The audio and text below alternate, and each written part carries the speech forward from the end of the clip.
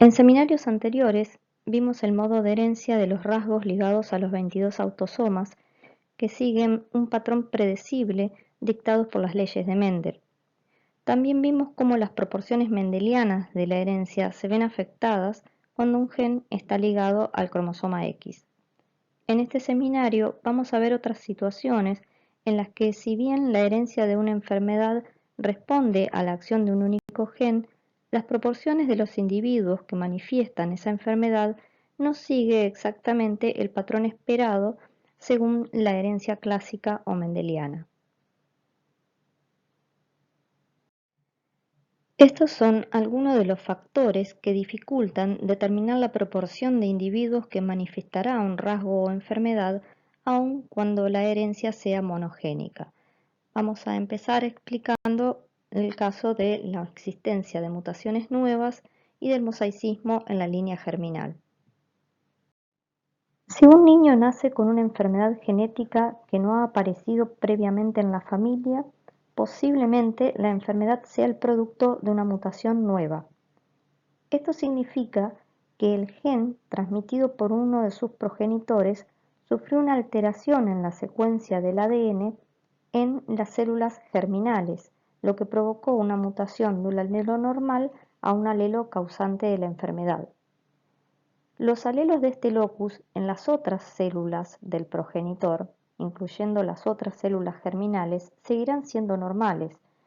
Por lo tanto, el riesgo de recurrencia de los hijos posteriores de los mismos padres no será superior al de la población general. Es decir, que el riesgo de recurrencia es muy bajo para los hermanos de la persona afectada. Una gran parte de los casos observados de muchas enfermedades autosómicas dominantes son consecuencia de mutaciones nuevas. Por ejemplo, se calcula que 7 de cada 8 casos de achondroplasia o de enanismo clásico están causados por mutaciones nuevas y que solo 1 de cada 8 son heredados de un progenitor afectado. Puede ocurrir que 2 o más hijos presenten una enfermedad autosómica dominante o ligada al cromosoma X sin que hayan antecedentes familiares de la enfermedad. Como las mutaciones son un evento infrecuente, es improbable que esto se deba a múltiples mutaciones nuevas en la misma familia. En estos casos debe sospecharse que el mecanismo probable es un mosaicismo de la línea germinal. El mosaicismo es la presencia de más de una línea celular genéticamente distinta en el cuerpo. Durante el desarrollo embrionario de uno de los progenitores, se produce una mutación que afecta a la totalidad o parte de las células de la línea germinal, pero que no afecta a las células somáticas del embrión. De este modo, el progenitor tiene la mutación en la línea germinal, pero no expresa la enfermedad porque la mutación está ausente en otras células del cuerpo. Esta línea celular con el gen mutado se representa en color rosa y con un asterisco en el esquema. Como resultado de este mosaicismo, el progenitor puede transmitir la mutación a numerosos hijos, aunque se trata de un fenómeno relativamente raro. Cuando se da el mosaicismo de la línea germinal, tiene efectos significativos en los riesgos de recurrencia de una enfermedad.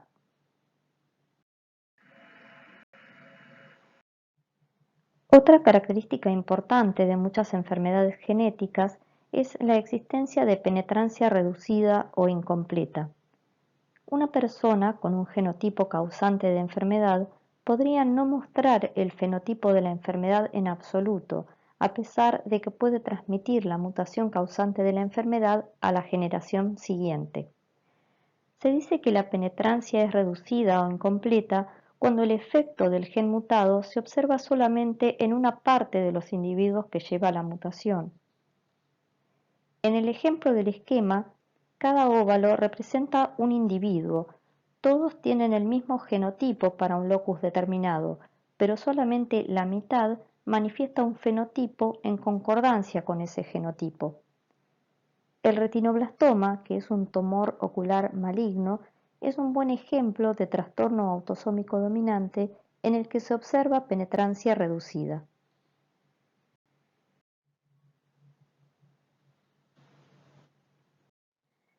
La penetrancia y la expresión son entidades genéticas distintas. La penetrancia es un fenómeno de todo o nada, o se tiene el fenotipo de la enfermedad o no se tiene. La expresión variable se refiere al grado de severidad de los síntomas de la enfermedad como manifestación en el fenotipo. Existen numerosos factores que pueden afectar la expresión de una enfermedad genética. Entre ellos hay influencias ambientales y otras que son genéticas. En ausencia de un factor ambiental determinado, el gen causante de la enfermedad se expresa con una menor gravedad o no se expresa en absoluto. Un ejemplo de esto es la expresión reducida de la fenilcetonuria en pacientes que siguen una alimentación baja en fenillanina. Otro factor que afecta la expresividad de una enfermedad es la interacción de otros genes, denominados loci modificadores, con el gen causante de la enfermedad. Finalmente, la expresión variable puede tener su origen en la denominada heterogeneidad de locus, es decir, mutaciones en loci diferentes en distintas familias afectadas por la misma enfermedad, o la heterogeneidad alélica, la existencia de distintas mutaciones en el mismo locus de una enfermedad. Vamos a ver con un ejemplo la heterogeneidad de locus como causa de la expresividad variable. La osteogénesis imperfecta es una enfermedad autosómica dominante que presenta diferentes grados de manifestación en la severidad de sus síntomas entre pacientes. Esto se debe a que la proteína afectada, que es el colágeno tipo 1, está conformada por distintos polipéptidos codificados por dos genes diferentes. Uno de estos genes se encuentra en el cromosoma 7 y el otro en el cromosoma 17, es decir, que ocupan loci diferentes. Una mutación en cualquiera de estos dos genes puede alterar la estructura de la triple hélice, provocando la enfermedad. La existencia de mutaciones en loci distintos entre familias explica la expresividad variable de la enfermedad.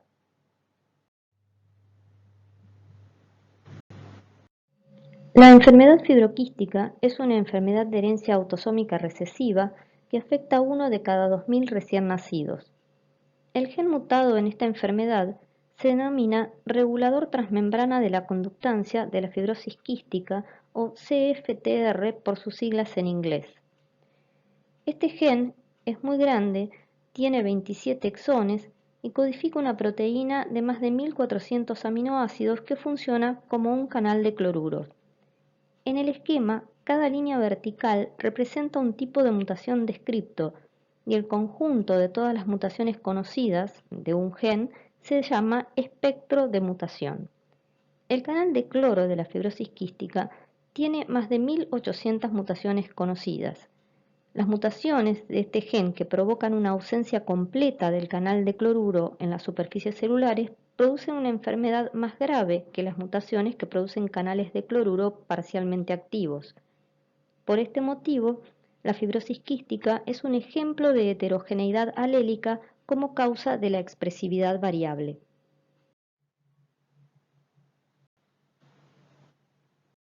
La anticipación se refiere a una expresión de la enfermedad a edades más tempranas o de forma más grave en las generaciones más recientes de una genealogía. La causa molecular del fenómeno de anticipación es la expansión del número de repeticiones de trinucleótidos que se encuentran en ciertos genes a medida que suceden las generaciones. Las mutaciones ocasionadas por la expansión de trinucleótidos repetidos se denominan también mutaciones dinámicas, porque el número de repeticiones aumenta en generaciones sucesivas. Este tipo de mutaciones son la causa de un número importante de desórdenes neurológicos y neuromusculares de origen genético. Entre las enfermedades más estudiadas causadas por la expansión de trinucleótidos se encuentran el síndrome del cromosoma X frágil, la distrofia miotónica y la enfermedad de Huntington. El síndrome del cromosoma X frágil es la causa de retraso mental hereditario más frecuente.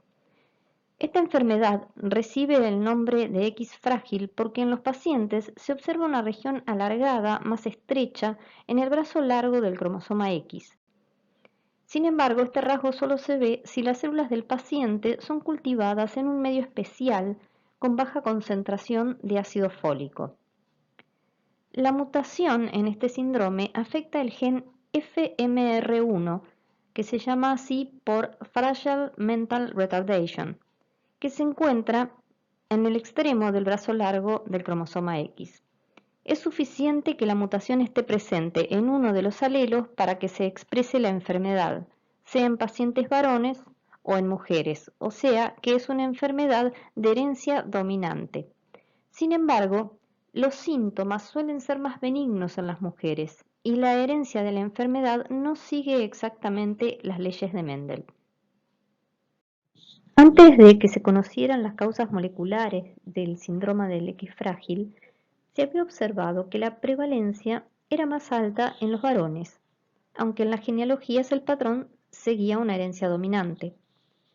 El grado menor de expresión en el sexo femenino y la menor penetrancia se deben a las variaciones de la inactivación del cromosoma X, o sea, al porcentaje variable de cromosomas X inactivos que llevan la mutación en cada mujer afectada. En las genealogías aparecen varones que no sufren la enfermedad, pero que sin embargo tienen descendientes afectados. Estos varones se llaman varones transmisores normales. Una característica desconcertante en las genealogías del síndrome del X frágil es que las madres de los varones transmisores tienen un porcentaje muy inferior de hijos afectados que las hijas de estos varones. El X del varón transmisor, como en cualquier varón, proviene de su madre.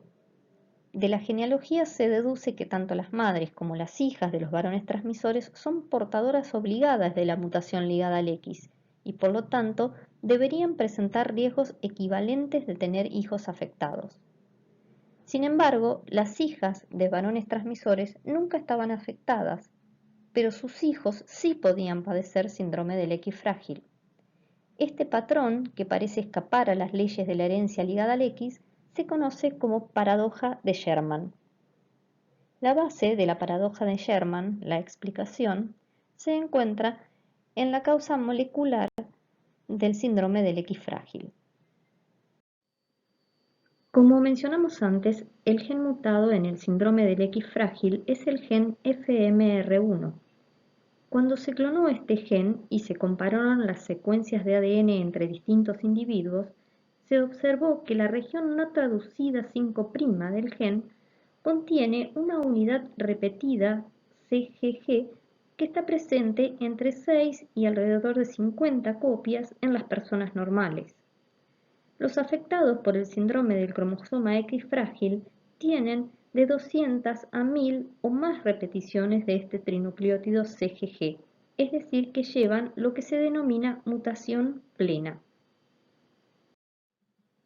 Los varones transmisores normales y sus hijas tienen un número intermedio de repeticiones, de entre 50 y 200 copias aproximadamente. Este número intermedio de tripletes CGG se conoce como premutación.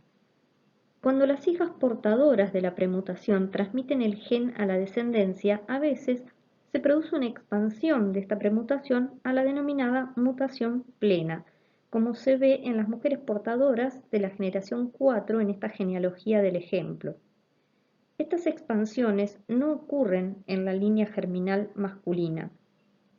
Estos hallazgos sobre la causa a nivel genético del síndrome del X frágil explicaron la denominada paradoja de Sherman. Los varones con la premutación no tienen hijas con síndrome del cromosoma X frágil porque la expansión de las repeticiones se produce en la transmisión femenina.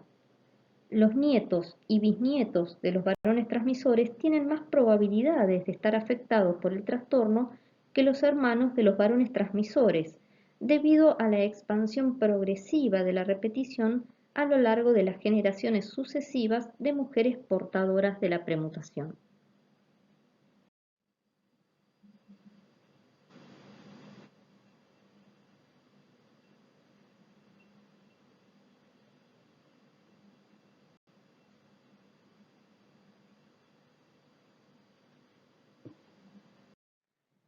La distrofia miotónica es otro ejemplo de enfermedades producida por la expansión de trinucleótidos repetidos y que muestra anticipación, ya que los síntomas se manifiestan en forma más severa en generaciones sucesivas. La genética molecular ha demostrado que la mutación causante de esta enfermedad es una expansión del trinucleótido CTG que se encuentra en la región 3' no transcripta del gen DMPK, que codifica para una proteínquinasa. Las personas no afectadas tienen normalmente entre 5 y 37 copias de este trinucleótido. Quienes tienen entre 50 y 100 copias pueden estar levemente afectadas o no presentar síntomas, mientras que quienes padecen distrofia miotónica severa tienen entre 100 y varios miles de copias de la secuencia repetida. A medida que se incrementa el número de repeticiones en las generaciones sucesivas, con frecuencia se reduce la edad de inicio y aumenta la gravedad de la enfermedad. En la fotografía del ejemplo, vemos una familia de 3 generaciones afectadas de distrofia miotónica. La abuela, a la derecha, solo está afectada levemente, pero la madre, a la izquierda, tiene un rostro estrecho, característico, y una expresión facial más limitada. Mientras tanto, el bebé está afectado más gravemente y muestra los rasgos faciales típicos de los niños con distrofia miotónica de inicio neonatal, incluyendo la boca abierta de forma triangular. Un análisis genético demostraría que el niño tiene más de 1000 copias de la repetición del trinucleótido, mientras que la madre y la abuela tendrán aproximadamente 100 repeticiones. La enfermedad de Huntington es una enfermedad de herencia dominante que produce la degeneración progresiva de los núcleos basales del encéfalo. Comúnmente se manifiesta entre los 35 y los 50 años de edad y avanza hacia la demencia y la muerte del paciente. Esta enfermedad también es causada por una expansión de trinucleótidos repetidos. En la enfermedad de Huntington, el fenómeno de anticipación consiste en que en una misma genealogía de esta enfermedad se observa la aparición de los síntomas a edades cada vez más tempranas. Es decir, la aparición de síntomas se va anticipando en las sucesivas generaciones. Por ejemplo, si en el abuelo la enfermedad comenzó a los 50 años, en el padre será a los 45, en el hijo a los 38. Este fenómeno de la anticipación tiene un correlato a nivel molecular. Se ha observado una relación inversa entre la edad de aparición de los síntomas y la cantidad de tripletes repetidos, es decir, cuanto mayor es el número de repeticiones, más temprano aparecerán los síntomas.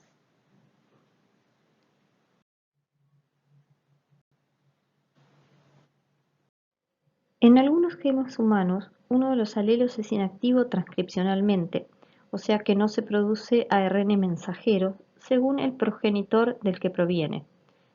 En el ejemplo de la figura, un alelo transmitido por el padre sería inactivo y el alelo transmitido por la madre sería activo.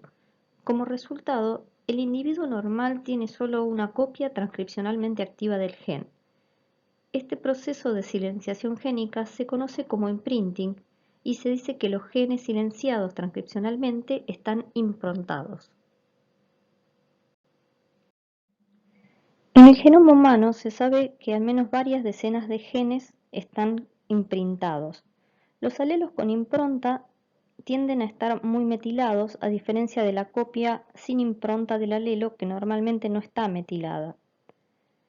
La unión de grupos metilo a las regiones 5' de los genes, junto con la hipocetilación de histonas y la condensación de la cromatina, inhiben la unión de proteínas que activan la transcripción. Cuando ocurre una mutación en un gen con impronta, la mutación se expresa de manera diferente según sea heredada de la madre o del padre. Vamos a ver este caso con un ejemplo.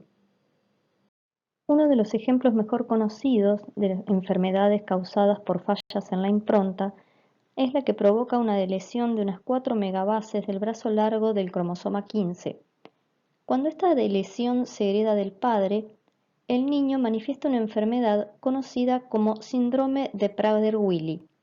Las características del síndrome de Prader-Willi son estatura baja, hipotonía, manos y pies pequeños, obesidad, retraso mental de leve a moderado e hipogonadismo. Cuando la misma lesión se hereda por la madre, el niño desarrolla síndrome de Angelman, que se caracteriza por retraso mental grave, convulsiones y marcha atáxica.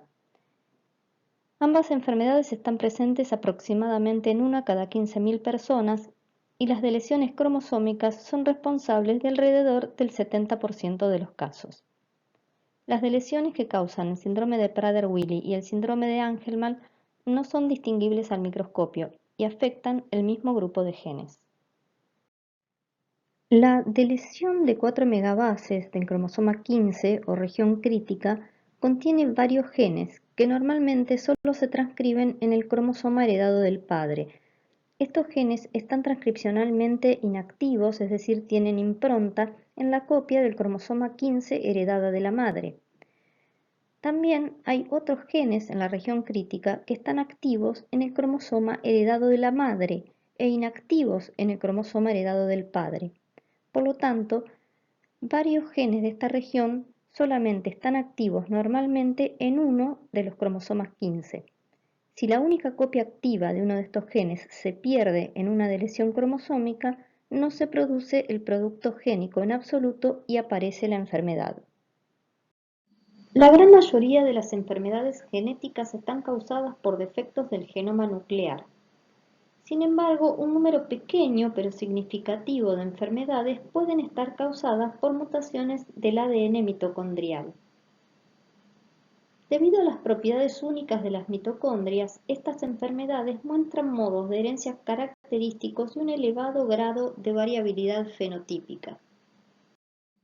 Cada célula humana contiene varios centenares de mitocondrias o más en el citoplasma. En cada mitocondria hay varias copias de ADN que consiste en unas 16 kilobases dispuestas en una molécula circular bicatenaria. La tasa de mutación del ADN mitocondrial es unas 10 veces superior a la del ADN nuclear. Esto se debe a la relativa ausencia de mecanismos de reparación del ADN en el ADN mitocondrial y también a los daños producidos por los radicales libres de oxígeno que se liberan durante el proceso de fosforilación oxidativa. Como cada célula contiene una población de moléculas de ADN mitocondrial, una única célula puede tener algunas moléculas que contienen una mutación en el ADN mitocondrial y otras moléculas que no la tienen. Esta heterogeneidad en la composición del ADN se llama heteroplasmia y representa una importante causa de expresión variable de las enfermedades mitocondriales. Cuanto mayor es el porcentaje de moléculas de ADN mitocondrial mutante, más grave es la expresión de la enfermedad. Al estar situado en el citoplasma, el ADN mitocondrial se hereda por vía exclusivamente materna. Los varones no transmiten el ADN mitocondrial a su descendencia porque los espermatozoides solo contienen un pequeño número de moléculas de ADN mitocondrial que no se incorporan al embrión en desarrollo.